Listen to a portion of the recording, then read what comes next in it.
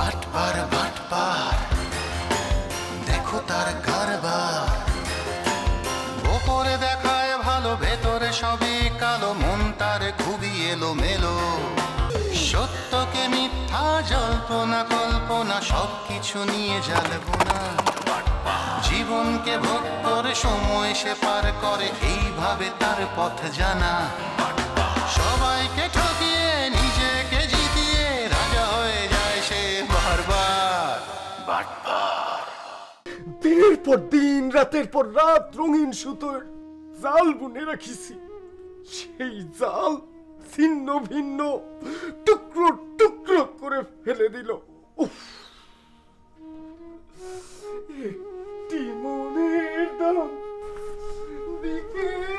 বন্ধু যে কবে মানুষ হবে, একটা ক্রাইসিস মোমেন্টের মধ্যে যাত্রা স্টাইলে প্যাথেটিক সিন করে গেল।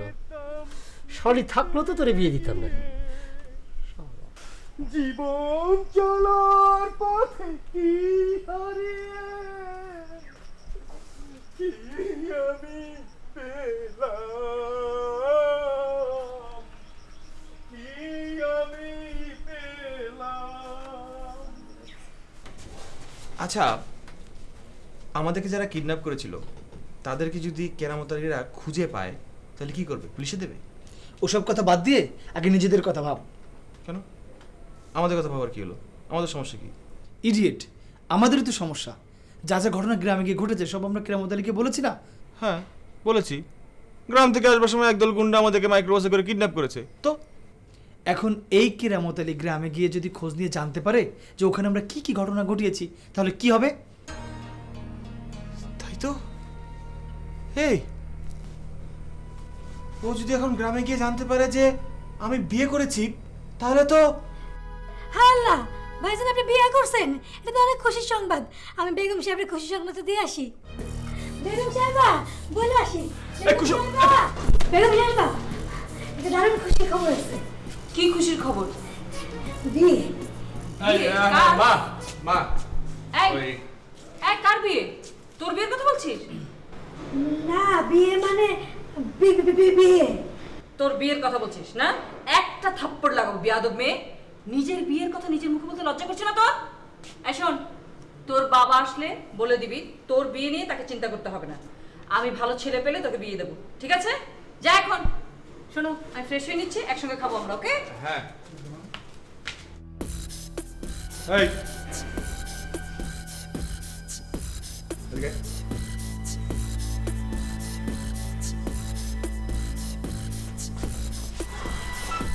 এদিকে এখানে দাও। আচ্ছা, তুই আর একটু হলেই তো আমাদেরকে বিপদে ফেলে দিয়েছিলি। এই তুই মাকে ধরে বলতে গেলি কেন বিয়ের কথা? হ্যাঁ, এত খুশির একটা সংবাদ বেগম সাহেবের বলবো না? বললে তুমি বকশিস পাবো। আরে না না না, এই মামিকে তোর বলার দরকার নেই। তোর যত বকশিস লাগে আমরা দুই ভাই দেবো। হ্যাঁ ভাই আমার, ওকে 500 টাকা বকশিস দে এক্ষুনি। 500? হ্যাঁ, তোকে লাগলে এরপরে আরো বকশিস দেবো, কিন্তু এই বিয়ের কথা তুই কাউকে বলবি না, খবর একদম বন্ধ রাখবি, ঠিক আছে? তাহলে বলবো না, চিন্তা করেন না। হ্যাঁ যা। পাইছি মক্কেল। কানের গড়ে দিয়ে গেল গুলিটা।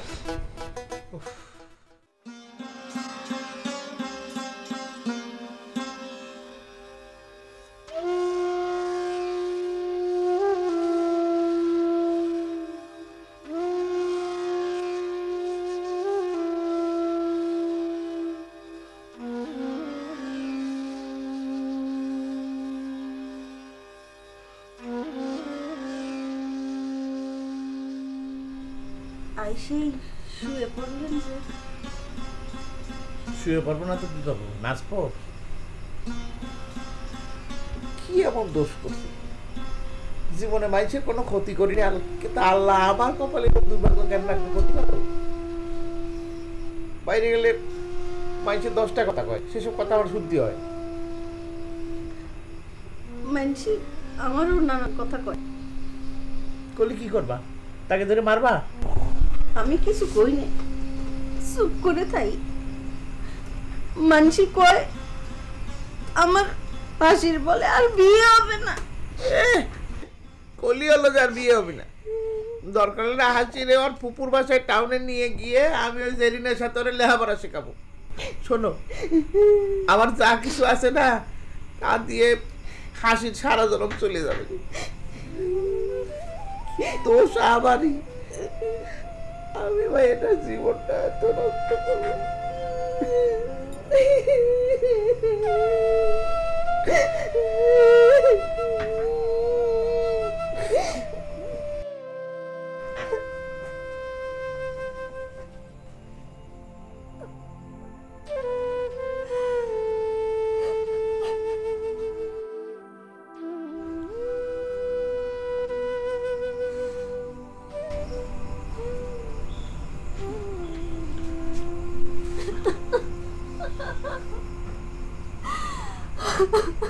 তোর এই কষ্টের জন্য আমি দায়ী রে মা। তুই আমার অভিশাপ দি, অভিশাপ দে।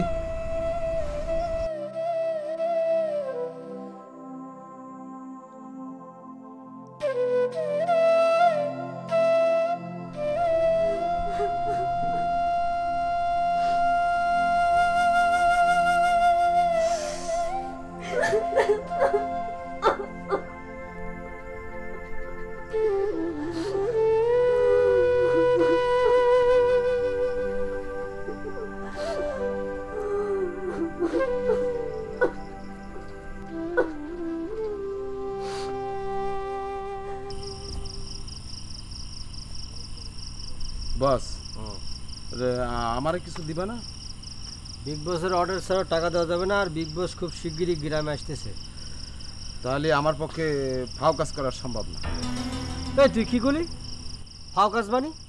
তুই যে কাজ করতেছিস এটা কি ফাও কাজ নাকি? আর বিগ বস গ্রামের মধ্যে আসতেছে, এটা কি এলি তেলি ব্যাপার নাকি? বিগ বস গ্রামের মধ্যে আসবে, তদন্ত করবে, আমরা যে যে সেক্টরের মধ্যে কাজ করতেছি এটা সে বুঝে একটা ডিসিশন দিবে, তখন তুই পাবি টাকা। তুমি তো খালি বিগ বস দেখাও, আমার তো কিছু হয় না। তাছাড়া এলাকায় চুরি ছিনতাই এর যে একটা টাকা হয় তারও তো ভাগ তুমি আমার দাও না। তুই তো মূল ঘটনাটা বুঝতে পারতেছিস না। তুই যে একটা ভাগ নিবি এর জন্য তো তোর গ্রেডুয়েশনের দরকার আছে। এর মধ্যে আবার কিসের গ্রেডুয়েশন? আরে তুই কি করছিস? সব কিছুর মধ্যে একটা নিয়ম কানুন আছে। এই যে মনে করো অফিস আদালতের মধ্যে পিয়ন, চাপরাশি, মালি, এদের তো একটা গ্রেডুয়েশন আছে। তা আমাদের লাইনও সেরকম একটা গ্রেডুয়েশন আছে। এখন তাহলে আমি কোন পোস্টে আছি? তুই এখন যে গ্রেডে আসোস সেটা হলো পাতি মাস্তান, আর তুই এর আগে ছিলি ফকু মাস্তান। আর তুই যখন ঘাঘু মাস্তান হবি তখন ঢাকা থেকে তোর একটা মাসোয়ার আসবে, আর আমার কাছ থেকে তুই ভাগ পাবি। বুঝতে পারছিস? ঠিক আছে, তাহলে তুমি তাড়াতাড়ি আমার গ্রেডুয়েশনের ব্যবস্থাটা করে দাও, তা না হলে করলাম আমার নিজের গ্রেডুয়েশন আমি নিজেই নিয়ে নিবানি।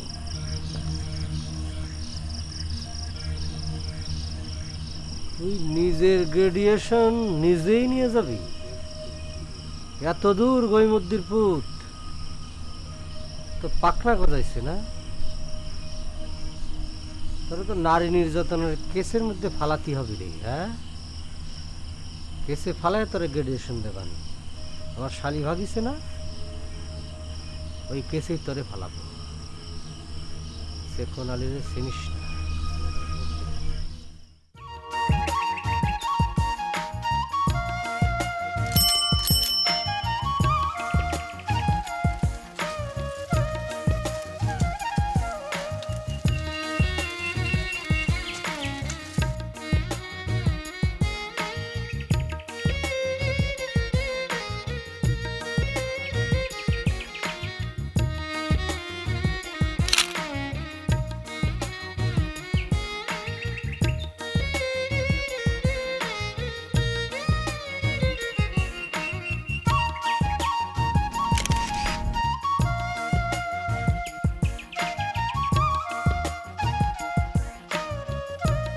মাই নেম ইজ সুন্দর আলী। কি কবেন কোন? আপনি আমার দিকে ফিরে না তাকালে আমি আপনার সাথে কথা বলবো কিভাবে? আরে ভাই, কথা তো শুনতে হয় কান দিয়ে, চোখ দিয়ে কথা দেখার তো কিচ্ছু নেই। কোন? তা শুনবেন, বাট আমার দিকে ফিরে তাকালে আপনার প্রবলেম কোথায়? আমি প্রতিজ্ঞা করেছি কোনো মেয়ে মানুষের সাথে আমি কথা কব না, তার দিক ফিরেও তাকাবো না। আমার বন্ধু সিকুন আলী, তার শালির সাথে ৩-৪ জনের লাইন ছিল, আমার সাথেও লাইন ছিল। তারপর সেই সেমরির চরম বি ক্লাস ছিল। একদিন কি করলো, অন্য আরেকটা সেমরা রাত ধরে ভেগে গেল। ও মাই এখন এই তো আপনি ঠিক ধরেছেন। সেই জন্য আমি প্রতিজ্ঞা করেছি কোনো মেয়ে লোকের আমি মুখ দেখবো না, কথাও কব না। সেটা না হয় করলেন, কিন্তু এই যে এখন যে আমার সাথে কথা বলে ফেললেন। আপনি তো আর মেয়ে মানুষ না, আপনি তো লেডিস। লেডিস মানে?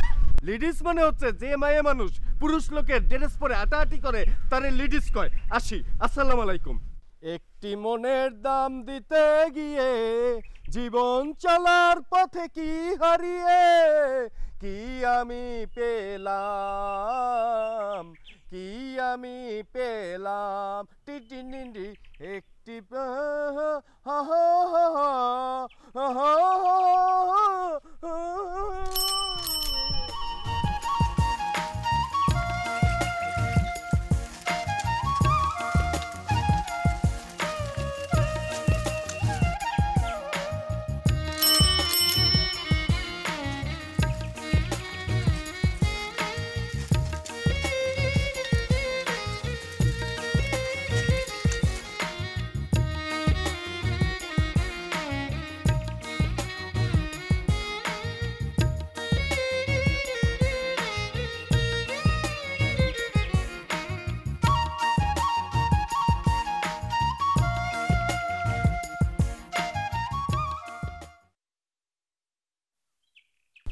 কিডা সমিতি ভাই না? এ সমিতি ভাই, এ সমিতি ভাই, এ সমিতি ভাই, এ দিলাম মারি। থামেন, কি এমন মারলি খাবে নাকি? না দৌড়চ্ছেন কেন? সুন্দর আলী ভাই, আমাকে এবার মতো ক্ষমা করে দেন। আমি আর কোনোদিন এই কালে ইহকালে কোনো কালেই আমি ওই চিকন আলী ভাইয়ের বাসার আশেপাশে যাব না। শোনেন, আপনি এখন চিকন আলীর বাড়িতে 100 বার, 1000 বার, লক্ষ বার যান, আমার তাতে কিচ্ছু আসে যায় না, বুঝছেন? আর সেই জন্য আপনারে ডাকিনি। ও, অন্য ব্যাপারটা কি?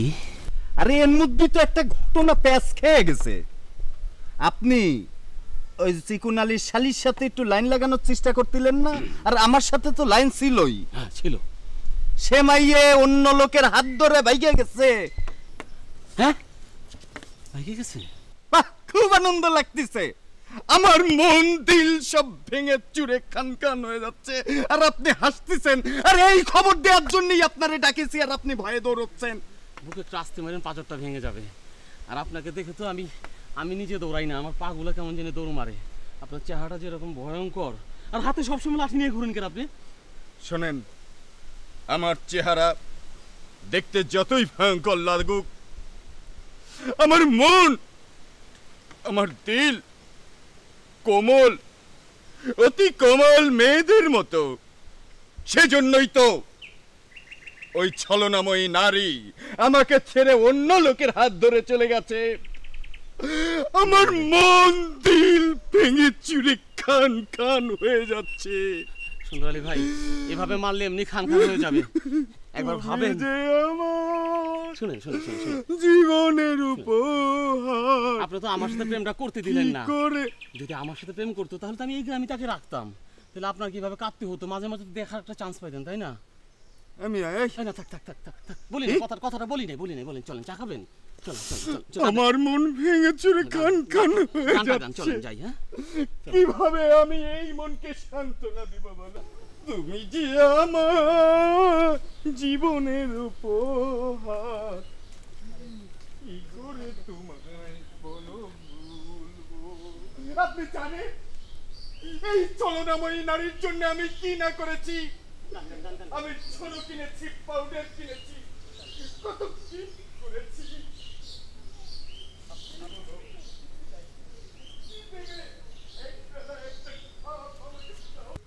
দেন সলেমান ভাই, যাওয়া বার্তা তো হইছে, এইসব কথা চিন্তা করে এখন আর কি করবেন? চাউল দুধের ঠিকানা জানা থাকলে আইনগত একটা ব্যবস্থা নেওয়া যেত। আইনগত ব্যবস্থা কি নেব? আপনি তো বললেন যে এটা রেজিস্ট্রি বিয়ে না, আর রেজিস্ট্রি বিয়ে না হলে তো আইনগত কোনো সুযোগ সুবিধা পাওয়া যাবে না। এই কথা খালি আমি আপনারে না, বিভিন্ন সভা সমিতিতে বহুবার আমি এই কথা কইছি। ওই বিশেষ করে মায়ে গিয়ে বিয়ে শাদি চাকরি বাকরির ক্ষেত্রে যাতে কোনো মাইয়ের কোনো কাজে কোনো জায়গায় প্রতারিত না হয়। আমার মায়ের সাথে সোয়ালটা তো ওই প্রতারণাই করে গেল। ভাবি, আমি তো সেই কথাটাই করছি, ওই সাল দুটের ঠিকানাটা জানা থাকলে আমি তো ওকে পুলিশে ধরাই দিতে পারতাম। না না মেম্বার, আমি সহজ সরল মানুষ, থানা পুলিশ এগুলো বড্ড ভয় পাই। আর তাছাড়া মায়ের ব্যাপারে আর কোনো ঘাটাঘাটির মধ্যে আমি না। কিন্তু ওই মায়ের কলেজটা আপনি বন্ধ করেন না, ওরা কলেজে পাঠায়েন। আমি ম্যানেজিং কমিটির সাথে কথা কইছি। ও ম্যানেজিং কমিটির লোক আমার দরকার নেই, আমার মায়ের টাউনে বোনির বাড়ি পাঠাবো। হ্যাঁ, আপনাদের বনজামাই তো লন্ডন থাকে না? তাকে তো একটা মাইও আছে না? আমার বোনির মাইয়া জেরিন আগে লন্ডনে লেখাপড়া করতো, এখন ঢাকা শহরে বোনির সাথে থাকে। ওরে ফোন করেছি, আসলে ওর সাথে আমি হাসিরে ঢাকায় পাঠাবো।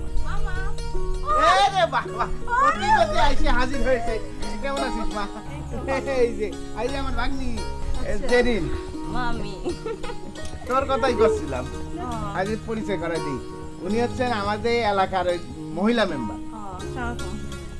তোমার মামা এইমাত্র তোমার কথাই করছিল। যাও মা, তুমি ভিতরে যাও, রেস্ট নাও। যাও। আচ্ছা ঠিক আছে, যা। আমি এটা নিতে আমি তাহলে না আসি। আচ্ছা আচ্ছা ঠিক আছে। আরে দোস্ত কেমন আছস? ব্যবসা বাণিজ্য কেমন চলতেছে? আরে আমারও একই অবস্থা। শোন, এক কাম কর, পলিসি চেঞ্জ করে ফেলা। আমিও চেঞ্জ করে ফেলাইতেছি। 1 সপ্তাহের মধ্যে সব ক্লোজ করে দেবো, বুঝছস? দোস্ত ক্লায়েন্ট এসেছে, তোর সাথে পরে কথা কই। আরে ভাই আসেন আসেন, বসেন বসেন বসেন। এই মাত্র আপনারা নিয়ে এমবিসিতে কথা কইলাম, বুঝছেন? আমার দেখলি খেলে আপনি এম্বাসিতে কথা কন। আমার সারা কয়দিন এম্বাসিতে কথা কইছেন? কথাটা একটু রং হয়ে গেল না ভাই? আরে মিয়া, রং বেরং বুঝি না। আমার ব্যাপারটা আজকে ফয়সালা করবেন। বাপের জমি বেচা 2 লাখ টাকা দিছি, ভিসা পাসপোর্ট কিছুই দিলেন না। কিছুই দেই না মানে? আপনার কাগজপত্র সব তো আমি রেডি করে ফেলাইছি। আপনি তো 1 বছর ধরে ওকেই করতেছেন। আরে ভাই শোনেন, মিডল ইস্টে একটা ঝামেলা চলতেছে, বুঝছেন? ঝামেলাটা মিটে গেলে আপনি চলে যাবেন।